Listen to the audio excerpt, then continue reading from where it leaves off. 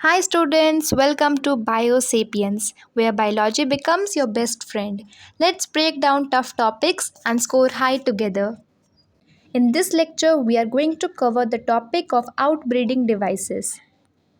So, without any further delay, let's begin the video. Outbreeding devices. You must be wondering अगर flower के पास male and female reproductive part दोनों होते हैं तो वो खुद को ही फर्टिलाइज क्यों नहीं कर लेते हैं, यानी कि वो सेल्फ पॉलिनेशन क्यों नहीं कर सकते।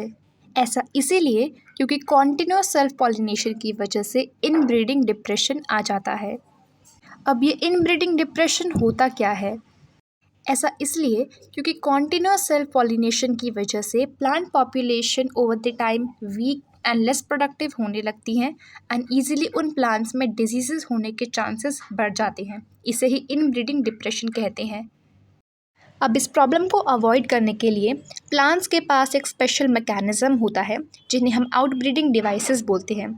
ये फीचर सेल्फ पॉलिनेशन को प्रिवेंट करने में हेल्प करता है और साथ ही में क्रॉस पॉलिनेशन को इनकरेज करता है ताकि इनब्रीडिंग डिप्रेशन ना आए और प्लांट की स्पीशीज़ हमेशा हेल्दी ग्रो हों। अब हम कुछ आउटब्रीडिंग डिवाइसेस को समझते हैं। First, pollen release and stigma receptivity are not synchronized. इसका मतलब है कि फ्लावर के एंथर एंड स्टिग्मा फ्लावर को पॉलिनेट करने के लिए सेम टाइम पर रेडी नहीं होते हैं। फॉर एग्जाम्पल, जिस टाइम एंथर से पोलन ग्रेन रिलीज हो रही हैं उस टाइम पे स्टिग्मा प्रिपेयर नहीं है उस पोलन ग्रेन को ट्रैप करने के लिए, एंड इन टर्न ये हेल्प करता है सेल्फ पॉलिनेशन को प्रिवेंट करने में। Second point, in some other species, the anther and stigma are placed at different position so that the pollen cannot come in contact with the stigma of the same flower. Suppose आपके room में दो shelves लगे हुए हैं different heights पे, और अगर आपने लोअर शेल्फ पे एक बॉल को थ्रो करा तो क्या वो बॉल ऑटोमेटिकली हायर शेल्फ पे जा सकती है? The answer is no. Similarly, जब anther and stigma different heights पे लगे हुए होते हैं तो एंथर से पोलन ग्रेन ऑटोमेटिकली स्टिग्मा तक नहीं पहुंच सकता, जिसकी वजह से सेल्फ पॉलिनेशन होना डिफ़िकल्ट हो जाता है। Third point, the third device to prevent inbreeding is self incompatibility. This is a genetic mechanism and prevents self-pollen from fertilizing the ovules by inhibiting pollen germination or pollen tube growth in the pistil.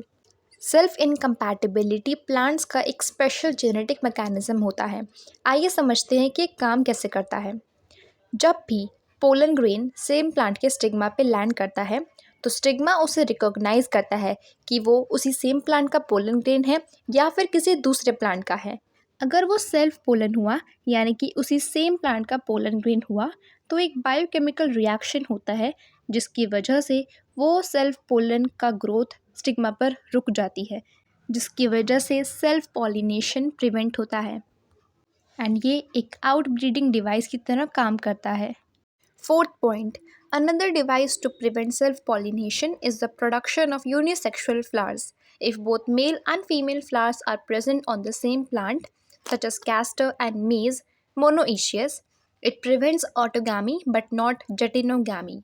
इस point का मतलब है कि किसी एक particular plant में हम सिर्फ और सिर्फ यूनिसेक्सुअल फ्लावर्स ग्रो करेंगे, यानी कि उस सेम प्लांट में कोई फ्लावर या तो सिर्फ मेल हो सकता है या तो सिर्फ फीमेल, बाइसेक्सुअल नहीं हो सकता है। ऐसे फ्लावर को मोनोइशियस फ्लावर कहा जाता है और इस केस में सेल्फ पोलन स्टिग्मा पर लैंड नहीं करता है क्योंकि सारे ही फ्लावर यूनिसेक्सुअल होते हैं।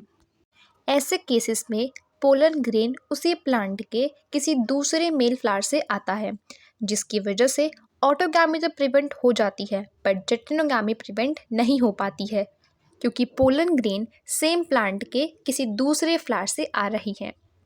Fifth point, in several species such as papaya, male and female flowers are present on different plants, that is each plant is either male or female. This condition prevents both autogamy and जेटिनोगैमी.